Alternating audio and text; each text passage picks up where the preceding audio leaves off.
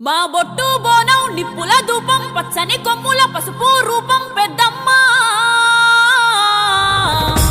నీ సల్లని సూపులకై మా పిల్ల పాపలతో నీకు పబ్బతి పట్టినమే తల్లి